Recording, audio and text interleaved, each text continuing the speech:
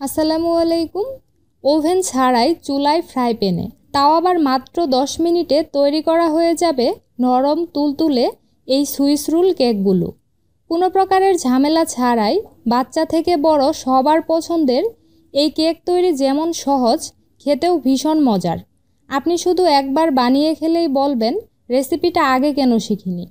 Fluffy, spongy, তুলার মতো নরম, যা মুখে দিলেই একদম মিলিয়ে যাবে। এজন্য বাটিতে নিয়ে নিচ্ছি 3টা স্বাভাবিক তাপমাত্রার ডিম। তারপর এতে চিনি দিয়ে দিচ্ছি 1/3 কাপ। মিষ্টির পরিমাণ আপনাদের স্বাদ মতোও দিতে পারবেন। এবার এতে 1/4 চা চামচ লবণ দিয়ে খুব ভালোভাবে মিশিয়ে নিতে হবে। এরকম হ্যান্ড হুইস্ক বা কাঁটা চামচ দিয়ে খুব ভালোভাবে ডিম এবং চিনি ফেটিয়ে নিতে হবে, যতক্ষণ না এই মিশ্রণটা ফ্লাফি হয়ে যায় আর কালারটাও পরিবর্তন হয়ে একদম সাদাটে দেখাবে।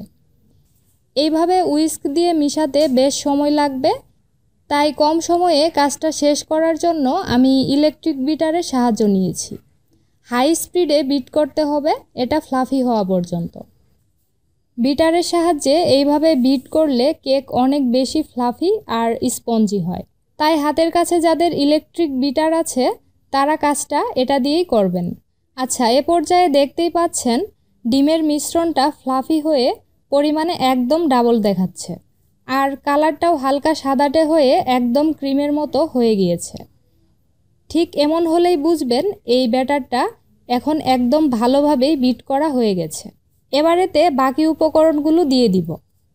চালনির মধ্যে 1/3 কাপ দিয়ে দিচ্ছি ময়দা, সেই সাথে হাফ চা চামচ দিয়ে দিব বেকিং পাউডার। তারপর চেলে ডিমের মিশ্রণে দিয়ে দিচ্ছি। অবশ্যই এই শুকনা উপকরণগুলো ভালোভাবে চেলে দিবেন।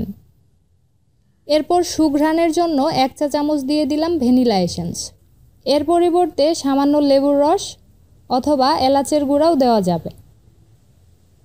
তো এখন আলতোভাবে এই সব কিছু মিশিয়ে নিতে হবে। যেহেতু ডিমের ফুম তৈরি করা হয়েছে তাই আলতোভাবেই মিশাতে হবে, না হলে ডিমের ফুম নষ্ট হয়ে যাবে। আর এটাকে কিন্তু ভালোভাবে মিশিয়ে নেবেন যাতে ময়দার কোনো দলা না থাকে। আমার এই কেকের ব্যাটারটা এখন একদম প্রস্তুত হয়ে গেছে। এবার কেক তৈরির জন্য চুলায় লো আঁচে প্যান বসিয়ে নিয়েছি। তারপর খুবই সামান্য তেল এই প্যানের সব দিকে সমানভাবে ব্রাশ করে দিব। বেশি তেল দেওয়া যাবে না, তাহলে কেক নিচে আটকে লেগে যাবে। কেকের মধ্যে মসৃণ কালার হবে না। এখন পরিমাণ মতো ব্যাটার এতে দিয়ে দিচ্ছি।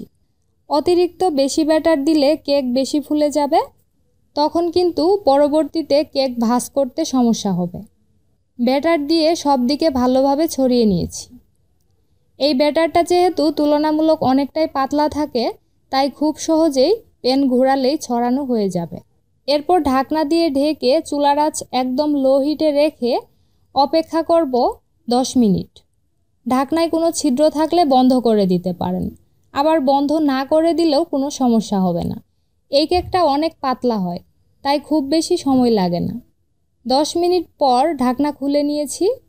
দেখতেই পাচ্ছেন কেকটা একদম ঠিকভাবেই বেক হয়েছে।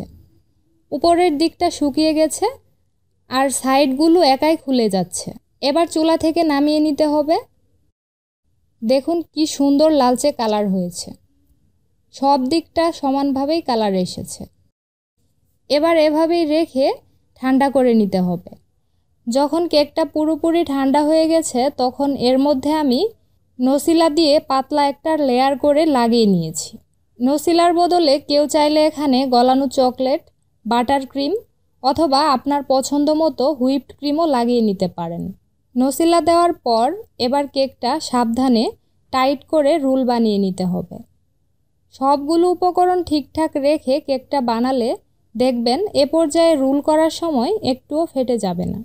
যতটা সম্ভব টাইট করে রোলটা তৈরি করা হয়ে গেলে এবার বাটার পেপার দিয়ে আরও ভালোভাবে টাইট করে মুড়িয়ে নিব। বাটার পেপার না থাকলে খাতার কাগজ অথবা পরিষ্কার পলিথিনের সাহায্যে এইভাবে মুড়িয়ে নিতে পারেন। এখন কেকের এই রোলটা ফ্রিজে নরমালে রেখে ভালোভাবে সেট হওয়ার জন্য রেখে দিতে হবে। তো একইভাবে আমি বাকি কেকগুলো রোল বানিয়ে ফ্রিজে 15 মিনিটের জন্য রেখে দিয়েছিলাম। এর মধ্যেই কিন্তু কেকগুলো ভালোভাবেই সেট হয়ে গেছে। এবার পছন্দ মতো সাইজে কেটে নিতে হবে। কম সময়ে ঝামেলা ছাড়াই সহজভাবে আমার মনে হয় এর চেয়ে মজার কোনো কেক হতেই পারে না।